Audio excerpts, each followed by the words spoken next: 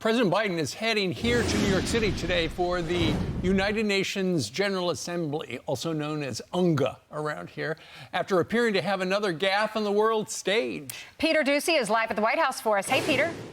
Good morning. And White House officials insisted ahead of time that there be very, very little press coverage of President Biden's meetings over the weekend in Wilmington, Delaware, with the leaders of Japan and India and Australia. And the little bit that the press pool was allowed to attend got kind of awkward. So I want to thank you all for being here. And now, who am I introducing next? Who's next?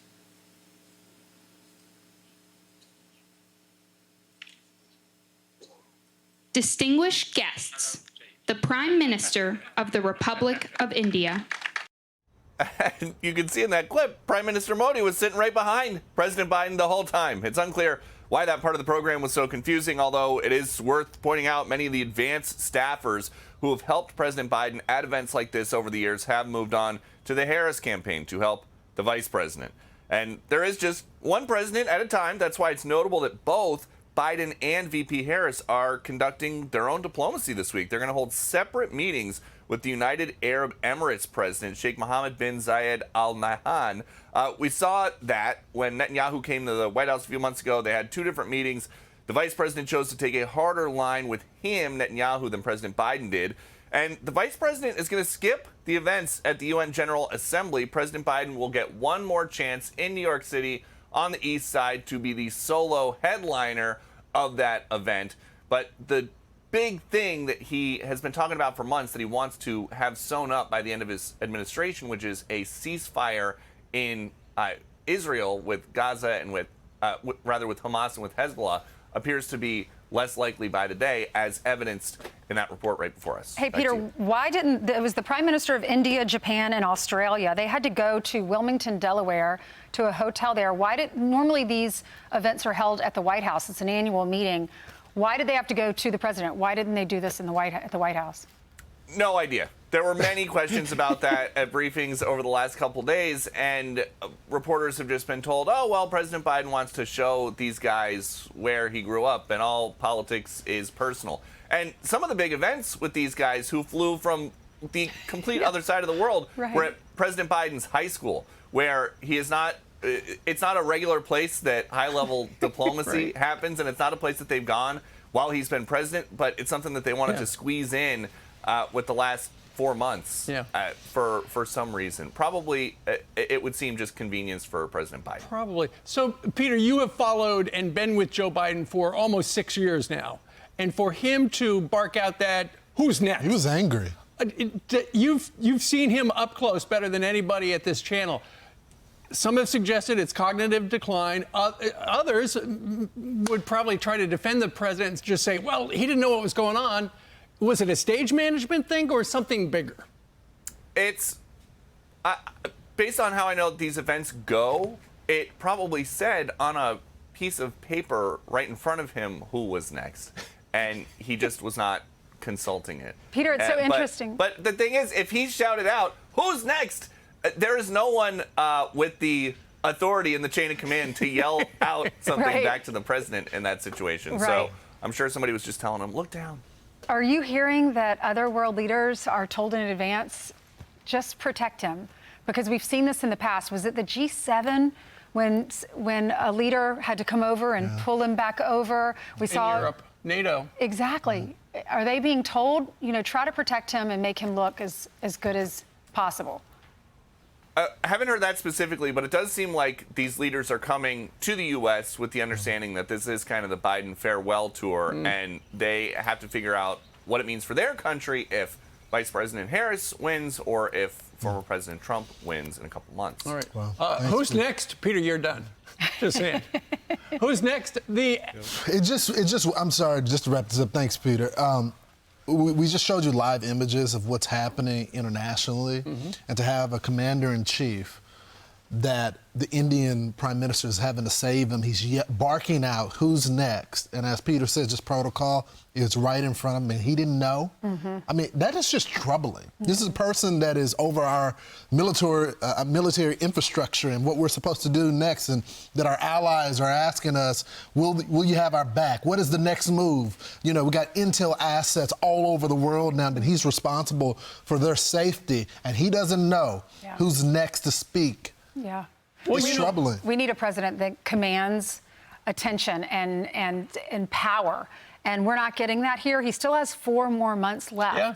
Well, and to Peter's point, Joe Biden right now is really mad at Israel because he has wanted Israel to wrap up what's going on with Hamas, you know, for 6 months. And it just keeps going. And in fact, we have heard through reporting that Jill Biden has said very adamantly, wrap things up, but it just lingers and it's getting bigger. And we have 2 nuggets. One, it sounds like Kamala Harris is not going to go to the Al Smith dinner over at the Waldorf Astoria. Presidential candidates have been going to it for a very long time. Walter Mondale ducked the event in 1994. And the other thing is regarding Jill Biden saying we got to wrap this up. Maybe she's saying that because she's running the country. Yeah, she was at the cabinet meeting on Friday. She was at the head of the table. Here's a picture of her. And I was watching Fox and Friends Weekend, and I turn on the TV and I see her at the end of the table. I'm like, where is he? Why isn't he at this meeting? Yeah, there she is. Miranda Devine writes, who exactly is running the country? Certainly appears to be Jill Biden and not Joe Biden. And it goes to the overall question, who's running things and why is it not been asked about the concealment of Joe Biden? Everybody saw what happened on the debate stage, but that was almost a revelation to people that haven't been plugged into mainstream media, because they hadn't been reporting on the story, if you hadn't been watching Fox. And there's been no question to Kamala Harris on any of the interviews that she's done thus far, not with Oprah, not with ABC. It was definitely not focused on the debate stage. None of the cabinet members, when they go on the Sunday shows, are asked about what is going on in the White House. There was a previous reporting done that the cabinet meetings were scripted and that questions had to be pre-submitted. And now Jill Biden from the secretaries, so they could have this all coordinated. Well, you know, essentially it looks like, because Joe Biden is in the middle of the table on that far side. Yeah, I didn't see that over the weekend. I didn't know he was there. And, yeah, he was there. And then you've got down at the end his wife, the First Lady, doing all the talking. It looks essentially like she is the voice of translator. Okay, Joe's nodding. Let me tell you what the president thinks, which really is what she says. And that's the thesis of Miranda Devine's op-ed today in the New York Post. Check it out, nypost.com. She goes on to say, whether it's Jill or somebody else running the country, the bottom line is that we don't have a functional president. This is a constitutional crisis. Kamala Harris is most to blame because she has the constitutional duty as vice president to ensure the president's brain is not AWOL. She also knows more about Biden's cognitive health than anyone, apart from Jill and Hunter Biden. She has lunch with him regularly and often has boasted of being the last person in the room when decisions are made. But she has not. She has been lying through her teeth to the American people about our president. It just makes me wonder, Ainsley, all the reporting that came after the debate of all the mainstream media, they started reporting on it suddenly after what we saw in the debate, and they were telling us what was happening in the room. All of that reporting has stopped. Joe Biden is still there. The moment they took him off the ticket, they stopped the reporting about what was happening. And it makes you wonder, was that the goal? It wasn't about transparency. It wasn't finally letting the American public know what was happening in the White House. Was it just to get Joe Biden off the ticket? So now that you guys have Kamala Harris at the top of the ticket, you guys don't want to cover this anymore? Well, I think that since he's not running anymore and he's not the candidate, I don't know if they really care when he says, who's next at the podium? Because they used to worry how this is going to look, how the optics of this were going to play out for the election. Now they don't have to worry about that. And Miranda Devine says in her article, points out that we do have 4 more years with him being our president. She says the fate of the free world... Months. 4 months, sorry, yes. The fate of the free world should not be left in the hands of a man who can't remember where he is or what he's meant to be doing at any given moment. Well, think about it. If Miranda Devine got her wish, Joe Biden would be replaced immediately. Unfortunately for the Republicans, it would be by Kamala Harris. Then the vice president would become president and then essentially would be an incumbent running for re-election.